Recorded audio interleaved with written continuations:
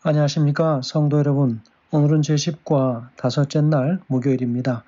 말씀의 제목은 우리를 변화시키는 속건제물이라는 제목으로 함께 말씀을 나누겠습니다. 말씀 나누기 전에 기도하겠습니다.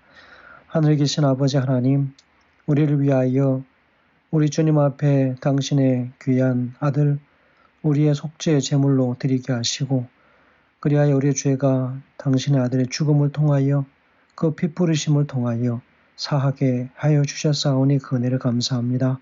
우리가 이 은혜를 받아서 우리 주님 오시는 그날 우리가 속히 주님 앞에 이를 수 있도록 하시고, 우리의 부족함 때문에 주님 만나지 못하는 그런 어리석음을 범하지 않도록 인도하여 주시기를 예수님의 귀하신 이름으로 기도합니다.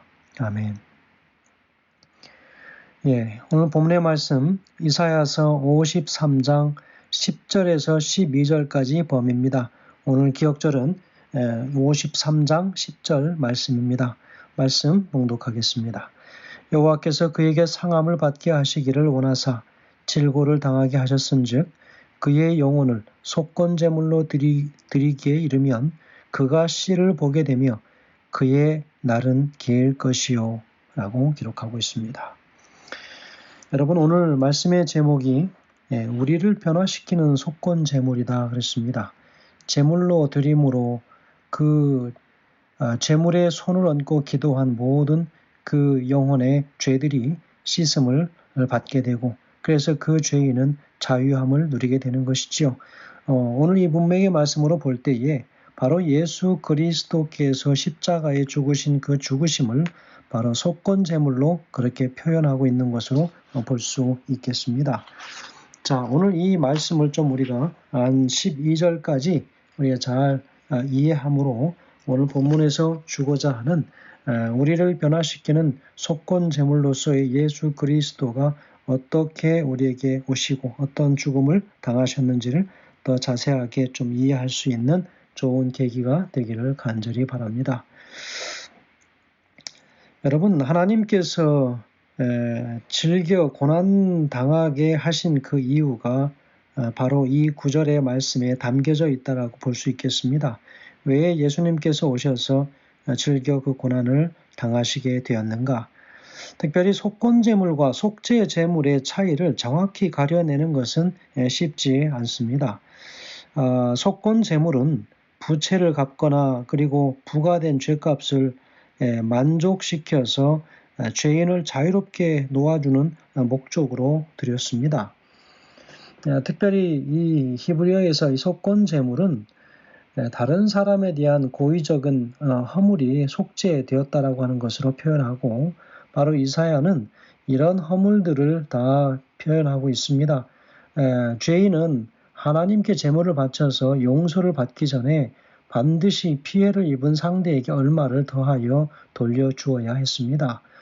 하지만 고의가 아닌 부주의로 하나님께 속한 성물에 대해서 죄를 범했을 때에는 그 범한 그 죄과를 하나님께 갚았습니다.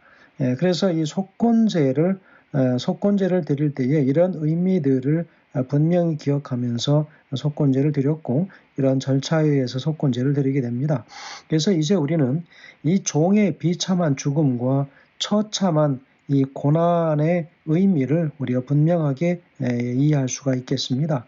그래서 그 종의 죽음, 다시 말하면 그의 생명의 피를 쏟아 부었다고 하는 것은 이 속죄를 위해서 계획되고 하나님의 공의에 관한 이 모든 요구를 만족시키기 위한 희생적 죽음이었습니다. 그래서 그 종이 제사장의 일을 수행하셨다는 말이기도 하지요.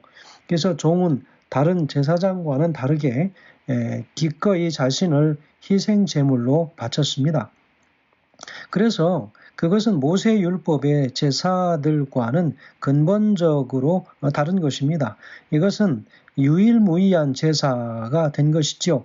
다른 제사의 원형이고 또 실체입니다.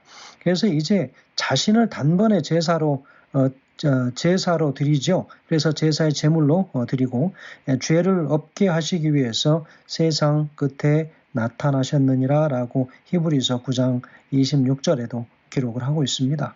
그래서 여기서 보면 그 씨를 보게 되며 라고 기록하고 있지요. 여기서 이 씨라고 하는 이 말한 것도 그의 어떤 영적 후손을 가리킨 것입니다. 그래서 유대 사회에서 많은 자손은 가장 큰 축복 중에 하나였습니다. 물론 살아생전 누리는 축복도 있었지만 그런데 종은 죽음으로써 또 죽어서 그 축복을 누리시게 되는 것입니다. 그래서 그 날은 길 것이라고 그랬습니다. 장수 역시 큰 축복 중에 하나였죠.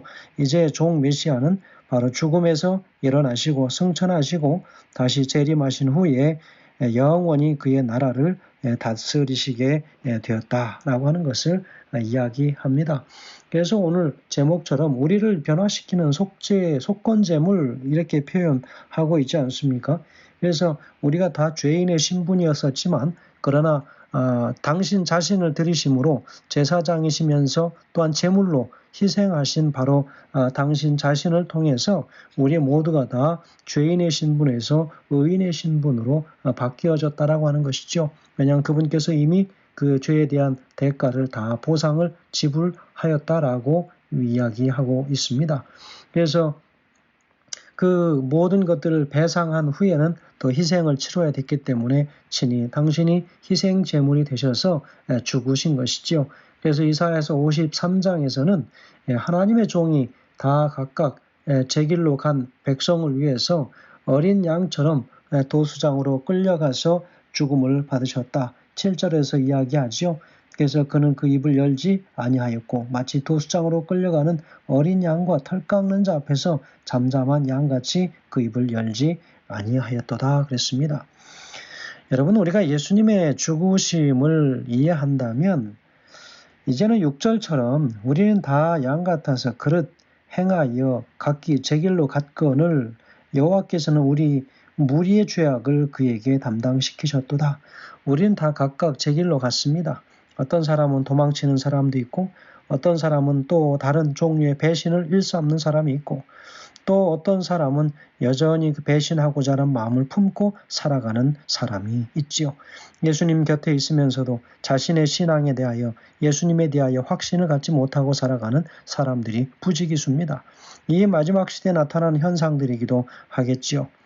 여러분 그러나 오늘 우리는 이 이사야서의 말씀을 통하여 깨달음으로 인하여 결코 우리는 다 양 같아서 각각 제 길로 갔다라고 하는 그 말씀보다는 저는 모든 하나님의 어린 양들은 다 바로 그분의 말씀에 순종하는 그런 마지막 백성들이 되기를 간절히 소망합니다.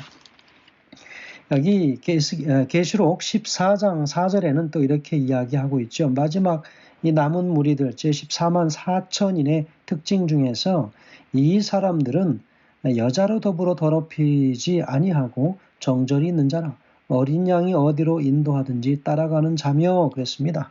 어린 양이 어디로 인도하든지 따라가는 자. 바로 상당히 이사야서 53장 6절에 있는 말씀과 대조가 되지요. 바로 이 6절의 양들은 바로 예수 그리스도를 체험하기 전 그들이 정말 예수 그리스도가 다시 자신들을 위해서 죽으시고 속건제물로 바쳐지는 그 모든 의미들을 깊이 깨닫지 못한 사람들의 모습이겠지요. 여전히 예수님 믿는다고 하면서 뒤에서는 다른 이야기하고 예수님 이야기하기보다는 세상 이야기하는 것을 더 즐겨하는 많은 사람들이 있습니다. 다 각각 자기가 원하는 것을 하고자 원하는 것이지요. 그것이 바로 제 길로 갔다고 그랬습니다. 그러나 마지막에 예수 그리스도의 그 제물로 친히 들으신 제물로 인하여 구속함을 받은 자, 구원을 체험한 자들에게서 나타나는 것은 온전히 말씀에 순종하는 모습입니다. 그래서 다 각각 양 같아서 제 길로 갔다고 그랬는데 어린 양이 어디로 인도하든지 바로 어린 양이신 예수 그리스도께서 어디로 인도하든지 순종하며 따라가는 자, 그들만이 바로 하늘의 대열에 참여할 수 있는 자들임을 이야기하는 것입니다. 그리고 처음 익은 열매로 하나님과 어린 양에게 속한 자들이고 그 입에 거짓말이 없고 흠이 없는 자들이더라. 그렇게 이야기하고 있는 것입니다. 성도 여러분, 오늘 우리가 다시 한번 우리 주님 앞에서 새로운 결심이 있게 되길 간절히 소원합니다. 그래서 여기 11절에도 보면 그렇게 기록하지요. 가라사대 그가 자기 영혼에 수고한 것을 보고 만족히 여길 것이라. 나의 의로운 종이 자기 지식으로 많은 사람을 의롭게 하며 또 그들의 죄악을 친히 담당하리라 그렇게 얘기했습니다. 그래서 종이 많은 사람들을 의롭게 하시는 근거가 되는 것이죠. 그들의 죄악을 친히 담당한다. 한마디로 그들의 죄악을 짊어지셨다는 것이지요.